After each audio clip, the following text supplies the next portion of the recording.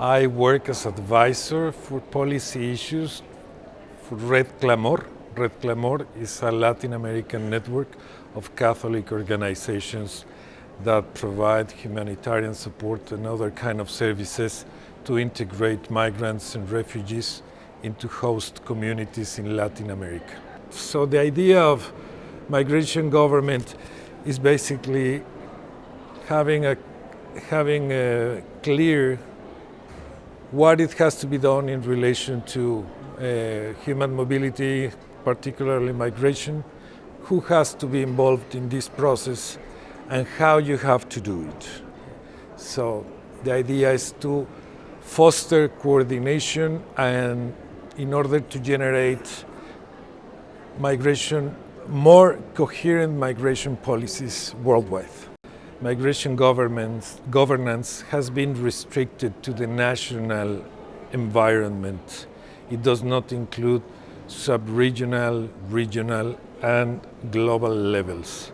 So it's just, in the name of the principle of state sovereignty, states are not called to engage into binding.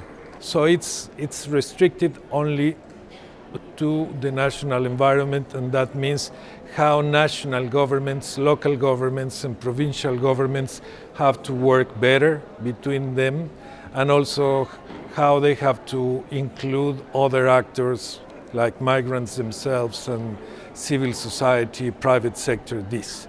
But I think it's a very important dimension is lacking, which is the international and regional levels of governance. I think one of the main concerns of many civil society organizations is the issue of accountability.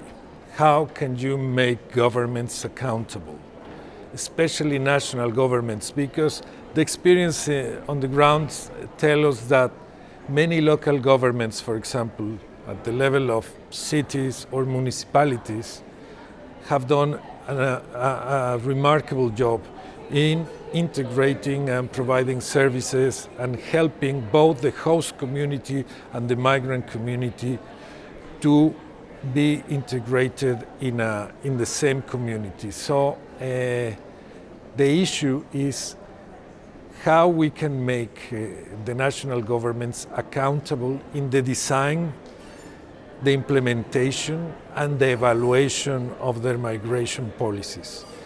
And civil society wants to raise this issue and also to propose the creation of independent mechanisms of accountability in order to evaluate not only the efficacy, but how these policies are really based or not on a human rights approach. There is a profound lack of political will on the part of states to address and to commit in order to respond to the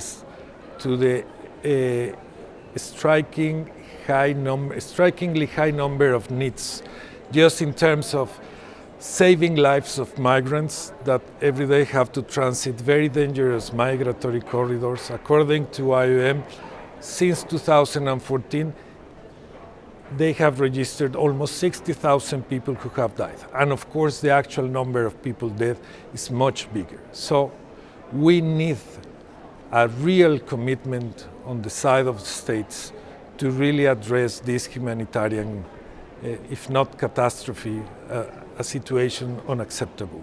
In the beginning, civil society was not allowed to interact with governments, and it was in Puerto Vallarta that this started to change. And in the previous editions to this one, the role and the degree of participation of civil society and the interaction they have, civil society representatives have with government representatives was much more substantive than the one we have in this edition. This has to be reversed in the next edition, and we have already made this point to the next chair, that is the government of Colombia.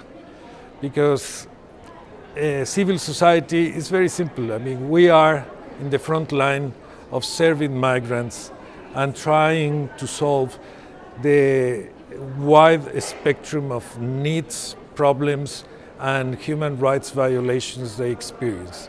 So if governments don't include both migrants and civil society in the design, implementation, and evaluation of migration policies, it's going to be a complete failure.